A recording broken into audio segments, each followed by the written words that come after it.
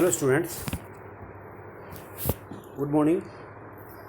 ये लेक्चर की सीरीज़ के अंदर आज हम आपको बैंडविड्थ, सेलेक्टिविटी और हाफ पावर फ्रिक्वेंसी, हिंदी में को बोलते हैं बैंडविड्थ को बोलते हैं बैंड चौड़ाई, सेलेक्टिविटी को बोलते हैं चयनशीलता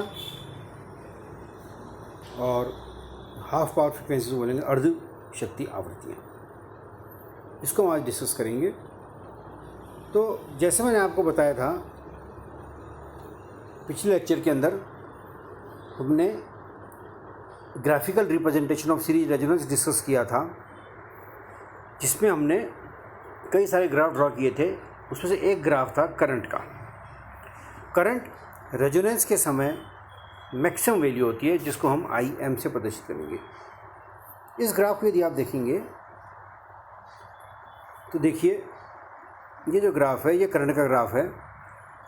रेजोनेंस के ऊपर ये जो करंट है उसका मान है मैक्सिमम, उसको हमने प्रदर्शित कर रखा है IM से। ठीक है, रेजोनेंस की फ्रीक्वेंसी FR है, ये ओमेगा आर है जो नीचे लिखा हुआ दिख रहा है। तो जो बैंडविड्थ है उसकी डेफिनेशन ये है कि सीरीज RLC सर्किट में, ये लिख रखा है, सीरीज RLC सर्किट में फ्रीक्वेंसी की वह रेंज जिसमें करंट IM/√2 या उससे अधिक हो, बैंडविड्थ कहलाता है। तो ये जो फिगर आप देख रहे हैं, इस फिगर में ये तो IM है, मैक्सिमम वैल्यू IM की है। ठीक है, और ये एक मैंने लाइन खींच रखी है अंदाज से, और वहाँ पे करंट हमने मान लिया IM/√2। ये अंदाज से हमने करंट मान लिया। ये IM अगर ये है तो IM/√2 कितना होता है? 0.707 IM। ठीक है, 1/√2 इज 0.707 IM, तो 0.707 IM 70.7% ऑफ मैक्सिमम। ठीक है, यह आपको दो फ्रिक्वेंसीज में मिलेगा। एक फ्रिक्वेंसीज है F1 और दूसरी फ्रिक्वेंसीज है F2, या इसको आप ω1 और ω2 भी कह सकते हैं। ठीक है, इस कर्व को हम बोलते हैं सेलेक्टिविटी कर्व। जिस वैसे तो करंट का कर्व है, लेकिन जब इसके ऊपर हम फ्रिक्वेंसीज वगैरह और ये सब डाल देते हैं, बैंडविड्थ वगैरह, तो बैंडविड्थ को हम आगे डेफिनेशन में आपको दूंगा इसको। ठीक है, इसकी जो डेरिवेशन है वो आगे बताएंगे। तो what is the meaning of bandwidth? Bandwidth का मीनिंग क्या है कि फ्रिक्वेंसी की वह रेंज सीरीज RLC सर्किट में जिसमें सर्किट में करंट IM/√2 या उससे अधिक हो, वो बैंडविड्थ कहलाता है। ठीक है ना। तो ये देखिए, IM/√2 F1 पे चालू होता है, और F1 से F2 पे चलेंगे तो ग्राफ है जब ऊपर से चलेंगे IM वाले ग्राफ पे, IM/√2 से, तो IM तक पहुंचेगा, फिर IM से वापस कम होना चालू होगा। तो यहाँ से लेके F1 से लेके F2 तक जब हम चलेंगे तो करंट का मान IM/√2 या उससे अधिक है।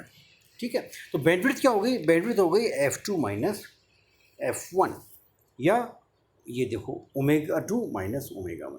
तो ये देखिए, यदि बैंडविड्थ आपकी रेडियन पर सेकंड में दे रखी है क्वेश्चन में, या रेडियन पर सेकंड में पूछा जा रहा है, तो आप यूज करेंगे ω2 - ω1।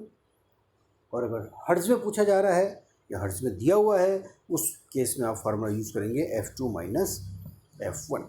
ठीक है, तो ये बैंडविड्थ 2 मार्क्स की यदि आपकी डेफिनेशन आती है कंपल्सरी क्वेश्चन में, तो आप ग्राफ ड्रॉ करके सीधा ω2 - ω1 रेडियन पर सेकेंड या F2 - F1 हर्ट्ज के अंदर आप इसको लिख सकते हैं। ठीक है, जहाँ पर F1 कहलाती है लोअर कट ऑफ फ्रिक्वेंसी और F2 कहलाती है upper cut off frequency. Lower cut off frequency means वो जो नीचे वाली तरफ है, और F2 ऊपर वाली तरफ। तो इन F1 और F2 को अर्धशक्ति आवृत्तियाँ भी कहते हैं, या F1 F2 अर्धशक्ति आवृत्तियाँ भी कहलाती हैं, क्योंकि इन आवृत्तियों पर सर्किट में जो पावर होती है वो मैक्सिमम पावर की आधी होती है, इसलिए इन्हें अर्धशक्ति आवृत्तियाँ या हाफ पावर फ्रिक्वेंसीज भी कहते हैं। तो ये बैंडविड्थ में डिटेल में जाने से पहले छोटी छोटी कुछ डेरिवेशंस हैं, वो मैं आपको करवा देता हूँ डेरिवेशंस। ठीक है ना। तो जैसे तो F1 और F2 को अर्धशक्ति आवृत्तियाँ कहते हैं, हाफ पावर फ्रिक्वेंसीज कहते हैं। तो क्यों कहते हैं? क्योंकि इन फ्रिक्वेंसीज पर जो पावर है सर्किट में वो मैक्सिमम पावर की आधी रह जाती है, इसलिए इन्हें हाफ पावर फ्रिक्वेंसीज कहते हैं। तो कैसे रह जाती है ये आप देख लीजिए। पावर क्या होता है सर्किट के अंदर? P बराबर होता है I² R। ठीक है, अब रेजोनेंस पे करंट मैक्सिमम होगा तो रेजोनेंस पावर भी मैक्सिमम होगी। तो मैक्सिमम पावर कितनी हो जाएगी, पी मैक्स, मैक्सिमम पावर हो जाएगी आपके P M equal to I M square upon R. ठीक है, अब देखिए F1 और F2 पर करंट, F1 क्या है, lower cut off frequency, F2 upper cut off frequency, और दोनों के ऊपर जो करंट है वो बराबर होगा, कितना होगा, IM अपॉन √2। समझ में आ गया? ठीक है, तो अब इस पर करंट कितना होगा, IM अपॉन √2। तो F1 और F2 में पावर कितनी होगी, power formula I square R होता है, मैक्सिमम पावर आती है IM स्क्वायर आर थी, लेकिन F1 और F2 पे पावर कितनी है, IM अपॉन √2 का whole square into R, this is equal to half IM square R, और IM स्क्वायर आर क्या है, पी मैक्स, तो this is equal to PM upon 2 या पी मैक्स अपॉन 2। तो चूंकि F1 और F2 पर लोअर कट ऑफ फ्रिक्वेंसी और अपर कट ऑफ फ्रिक्वेंसी के ऊपर पावर है वो मैक्सिमम की आधी हो जाती है, इसलिए इन फ्रिक्वेंसीज को हाफ पावर फ्रिक्वेंसीज भी कहा जाता है। ठीक है, समझ में आ गई, हाफ पावर फ्रिक्वेंसीज को कहते हैं इनको। अच्छा, अब एक और डेरिवेशन हम करेंगे जो कई बार एग्जामिनेशन में आ जाती है, वो भी उसमें पहले हम ये देखेंगे कि ये जो IM अपॉन √2 जो आ रहा है सर्किट में करंट, वो किस कंडीशन में होगा, F1 और F2 दोनों। ठीक है, तो कब होगा, ये देखिए, सर्किट में जब वास्तविक भाग का मान मीन्स रजिस्टिव पार्ट का मान काल्पनिक भाग या रिएक्टिव पार्ट के बराबर हो जाता है, तब सर्किट में धारा IM अपॉन √2 होगी। ठीक है, तो IM अपॉन √2 के लिए कंडीशन क्या होगी कि जो हमारी इम्पीडेंस, जो सर्किट की सीरीज RLC सर्किट की इम्पीडेंस होती है Z। मैंने इसका जो पहला लेक्चर था रेजोनेंस का, उसमें आपको बताया था कि जो इम्पीडेंस होती है Z बराबर होता है R plus J ω L minus 1 upon ω/C। ठीक है, तो इसमें रजिस्टिव पार्ट होता है R और रिएक्टिव पार्ट होता है ω L माइनस 1 अपॉन ω/C, ये रिएक्टिव पार्ट होता है। तो IM अपॉन √2 सर्किट में करंट कब होगा, जब रजिस्टिव पार्ट मीन्स R का मान ω L माइनस 1 अपॉन ω/C के बराबर हो जाएगा। और ये जो स्थिति है ये आपको सर्किट में दो फ्रिक्वेंसीज पे मिलेगी, एक F1 पे मिलेगी और दूसरी F2 पे मिलेगी। तो इसमें F1 F2 मिलेगी, सही, उसका डिफरेंस क्या रहेगा दोनों के अंदर, ये देखिए। Lower cut off frequency F1 पर या ω1 पर, फॉर्मूला वही है, ω L माइनस 1 अपॉन ω/C बराबर R। Lower cut off frequency है तो हम ω1 लिख देंगे, तो ये लिखा है ω1 L minus 1 upon ω/C equal to minus R। ये इम्पोर्टेंट कॉन्सेप्ट है, इसको आप समझ लीजिए। माइनस R क्यों आया, क्योंकि ω1 जो फ्रिक्वेंसी है उसका मान रेजोनेंट फ्रिक्वेंसी अनुनाद आवृत्ति से कम है। ठीक है, तो देखिए जब ये कम है ना फ्रिक्वेंसी, तो उस स्थिति में सर्किट कैसा होगा, मैंने फर्स्ट लेक्चर में बताया था, सेकंड में बताया था, इसका जो लेक्चर है कि जब रेजोनेंट फ्रिक्वेंसी से यदि कम फ्रिक्वेंसी है तो सर्किट होता है कैपेसिटिव, मीन्स उस स्थिति में 1 अपॉन ω/C का मान ω/L से ज़्यादा होगा। इसलिए इस फार्मूले में जो ω1 L माइनस 1 अपॉन ω/C लिखा हुआ है, तो 1 अपॉन ω1C का मान ज़्यादा होगा तो R की वैल्यू माइनस में आएगी, इसलिए हमने इसलिए लिख दिया माइनस R। ठीक है, ये question number 1। Upper cut off frequency पर भी फार्मूला ये काम में आएगा, लेकिन फ्रिक्वेंसी कितनी हो जाएगी, ω2, ω1 की फ्रिक्वेंसी कितनी हो जाएगी, ω2। ठीक है, तो अब upper cut off frequency F2 या ω2 पर क्या हो जाएगा, ω2L minus 1 upon ω2C equal to plus R। ये क्वेश्चन नंबर 2 है। क्यों, क्योंकि ω2 का मान जो है वो अनुनाद आवृत्ति से ज़्यादा है, और अनुनाद आवृत्ति के ज़्यादा यदि फ्रिक्वेंसी है उस स्थिति में सर्किट जो होता है वो हमारा इंडक्टिव होता है। जब इंडक्टिव होगा तो ω/L का मान 1 अपॉन ω/C से ज़्यादा होगा, इसलिए ω2 minus 1 upon ω2C equals to plus R होगा। तो ये दो इक्वेशन आ गई। ठीक है, अब कई बार एग्जामिनेशन में क्वेश्चन आता है कि सिद्ध कीजिए कि सीरीज RLC सर्किट के लिए omega R square equal to omega 1 omega 2 या F R square equal to F1 F2। ये इस प्रकार का 6 नंबर की एक डेरिवेशन आती है, बिल्कुल आसान सी। ये कंटिन्यूशन में जो हम चल रहे हैं ये पार्ट है बैंडविड्थ का, लेकिन अगर बैंडविड्थ की केवल डेरिवेशन आती जाती है तो मैं आगे बताऊंगा, उसको आगे डिस्कस करेंगे हम। इससे पहले ये दो छोटी छोटी सी जो चीज़ें मैंने आपको बताई थी, एक तो हाफ पावर फ्रिक्वेंसीज क्यों कहलाते हैं F1 F2, और दूसरी सिद्ध कीजिए कि omega R square equal to omega 1 omega 2 या F R square equal to F1 F2। ठीक है, अब अगर ये आता है कि सीधा के लिए क्वेश्चन आता है, सिद्ध कीजिएगा omega R square equal to omega 1 omega 2 या F R square equal to F1 F2, तो आपको सीधा केवल जो काम करना है वो क्या करना है, आपको सबसे पहले ये सेलेक्टिविटी कर्व या ड्रॉ करना है, F1 F2 लिखना है, बैंड की डेफिनेशन नहीं लिखनी, और फिर सीधा आप यहाँ आ जाइए बस कि सर्किट में जब वास्तविक भाग का मान काल्पनिक भाग के बराबर होगा, यहाँ पे आ जाइए आप। ठीक है, ये इक्वेशन बना है हमारी omega 1L minus 1 omega C equal to minus R, और एक दूसरी इक्वेशन है omega 2L minus 1 omega 2C equal to plus are.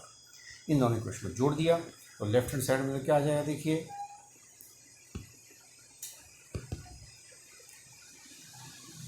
Left hand side में आ जाएगा omega 1L minus 1 omega C plus omega 2L minus 1 omega 2C equal to 0। तो right side में एक में प्लस आ रहा है इक्वेशन में, एक में माइनस आ रहा है, तो अल्टीमेटली एरो के दोनों क्या हो जाएंगे, 0 हो जाएंगे। ठीक है, अब इसमें से ओमेगा 1L और ओमेगा 2L L कॉमन ले लिया, तो यहाँ ब्रैकेट में आ गया ओमेगा 1 प्लस ओमेगा 2, और 1 ओमेगा 1C और 1 ओमेगा 2C में से माइनस 1/C कॉमन ले लिया, तो ब्रैकेट में बच गया आपके 1 omega 1 plus 1 omega 2 equal to 0। ठीक है, ये L और omega 1 plus omega 2 H T आ जाएंगे, दिस इज इक्वल टू, क्योंकि माइनस का C है तो इसको 0 को उधर ले जाएंगे तो हो जाएगा प्लस 1/C, और 1 ओमेगा 1 प्लस 1 ओमेगा 2 का हमने एलसीएम ले लिया, तो नीचे तो आ गया एलसीएम ओमेगा 1 ओमेगा 2 और ऊपर आ गया ओमेगा 1 प्लस ओमेगा 2। बिल्कुल सिंपल सी आपकी ये डेरिवेशन है। ठीक है, तो लेफ्ट साइड में तो क्या चल रहा है, L omega 1 plus omega 2 equal to 1/C omega 1 plus omega 2 upon omega 1 omega 2। अभी देखिए दोनों तरफ से ओमेगा 1 प्लस ओमेगा 2 दोनों तो कैंसिल हो जाएंगे, तो अल्टीमेटली क्या बचा, omega 1 omega 2 equal to 1/LC। तो L तो इधर नीचे आ जाएगा राइट साइड में, और ओमेगा 1 ओमेगा 2 आपके लेफ्ट साइड में ऊपर चला जाएगा, तो फाइनली क्या बचा, omega 1 omega 2 equal to 1/LC। अब आपको ध्यान होगा कि जो 1/LC जो होता है, रेजोनेंट में मैंने फर्स्ट इसका जो लेक्चर था उसमें यह बताया था कि जो रेजोनेंट फ्रिक्वेंसी है उसका फार्मूला क्या होता है, omega R square equal to 1/LC। तो 1/LC को हम क्या लिख सकते हैं, ओमेगा आर स्क्वायर। तो फाइनली क्या बच गया आपके जो स्क्वायर के अंदर मैंने बता रखा है, omega 1 omega 2 equal to omega R square, ये आ गया। अच्छा, अगर ये रेडियन के अंदर होता है तो ये फार्मूला काम में आ जाएगा, और फ्रिक्वेंसी हर्ट्ज में दे रखी है तो ओमेगा 1 इक्वल टू क्या होगा, 2πf1, और ओमेगा 2 इक्वल टू 2πf2, तो 2πf1 into 2πf2 equal to omega R बराबर क्या होगा, 2πfr, तो ये होगा 2πfr का होल स्क्वायर। तो 2π का स्क्वायर दोनों तरफ से कैंसिल हो जाएगा, तो फाइनली क्या बच गया, F1 F2 equal to FR square. ये आपका फार्मूला आ गया डेरिवेशन जो हमने कर रही थी। तो इसके लिए आपको ध्यान रखना है कि आपको पहले सेलेक्टिविटी कर्व ड्रॉ करना है, और फिर उसके बाद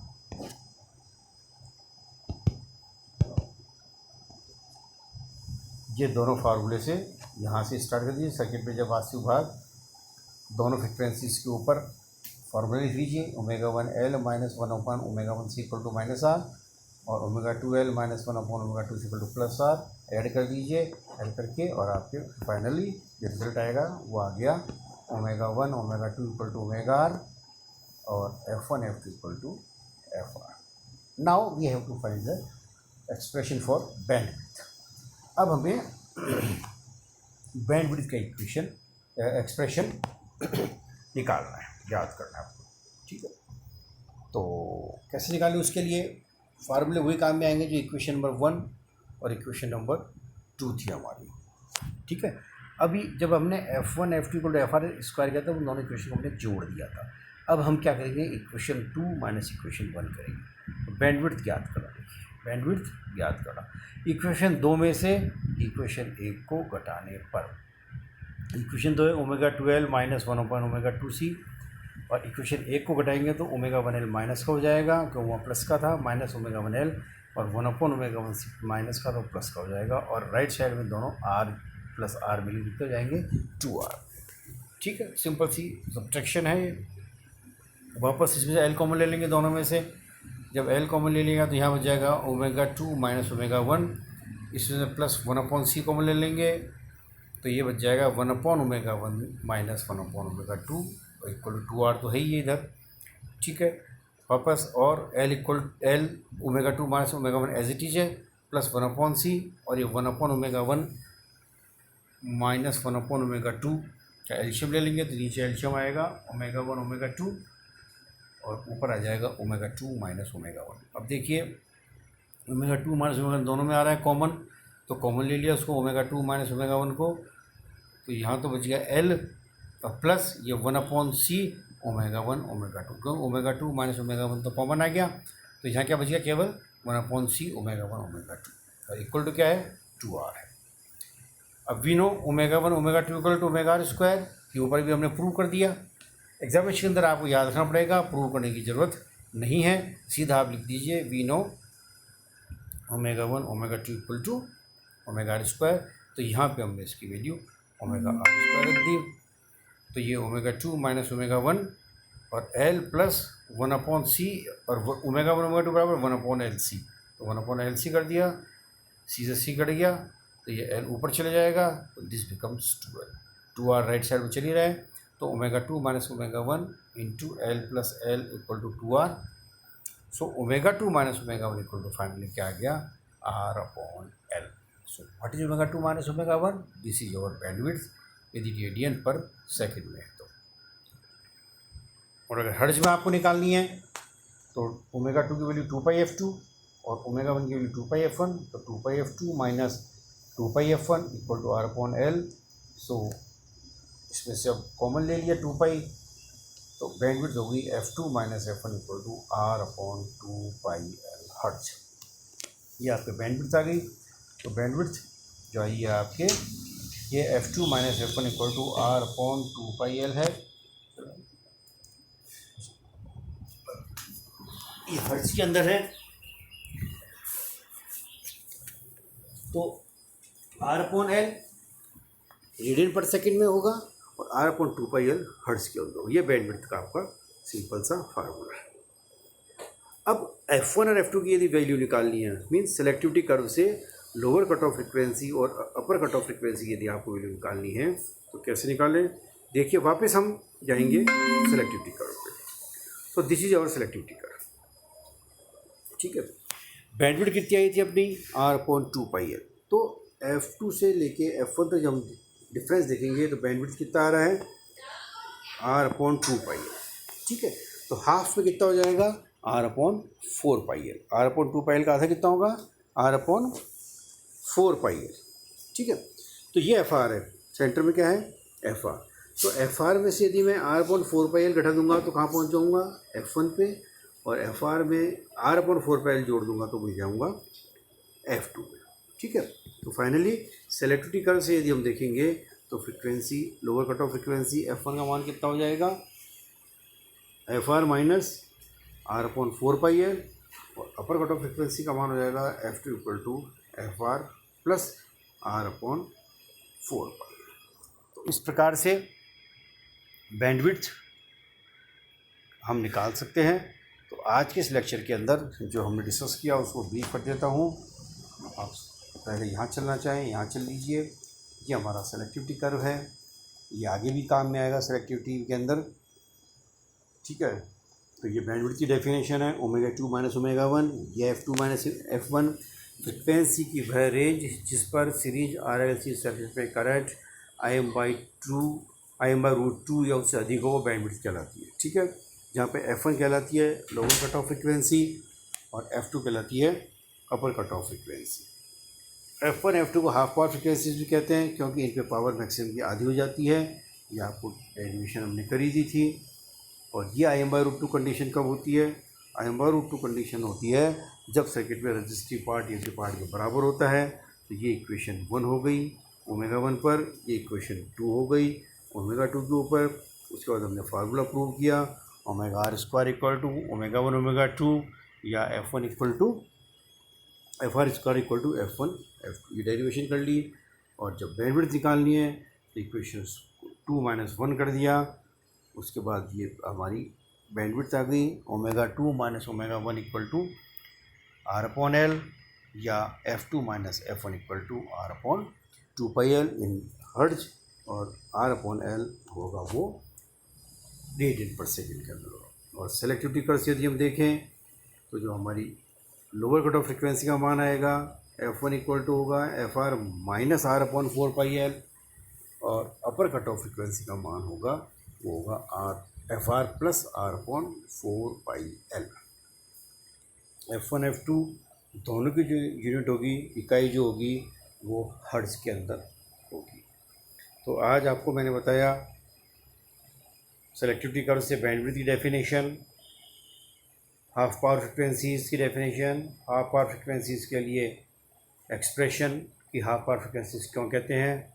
उसके बाद हमने निकाला ω² = ω1 ω2 डेरिवेशन प्रूव करी।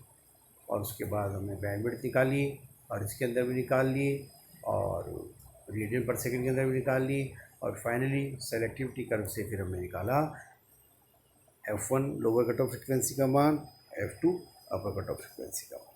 ठीक है, आप सेकेंड ईयर के जो बच्चे, फर्स्ट ईयर के जो बच्चे सेकेंड ईयर में आए हैं, उन ग्रुप का ऐड कर दिया मैंने। तो कोई दिक्कत हो आपको तो आप मेरे को सीधा फ़ोन कर सकते हैं। इसको पढ़ लीजिए, डेरिवेशन खुद आप समझ के एक रजिस्टर बना लीजिए। रजिस्टर के अंदर आप डेरिवेशन लिखते जाइए इसकी, जैसे से मैंने समझाया है। फिर कोई समस्या हो आप उस समय अपना रजिस्टर पेन खोल के मुझे फ़ोन कर लीजिए, मैं जहाँ पे भी होऊंगा आपको बता दूंगा बिना किसी मेरे रजिस्टर की हेल्प के या नोट्स की हेल्प के। मैं आपको कभी भी किसी भी टाइम आपको सेकंड में कोई दिक्कत हो, मैं आपको हमेशा बता दूंगा। ठीक है, ओके।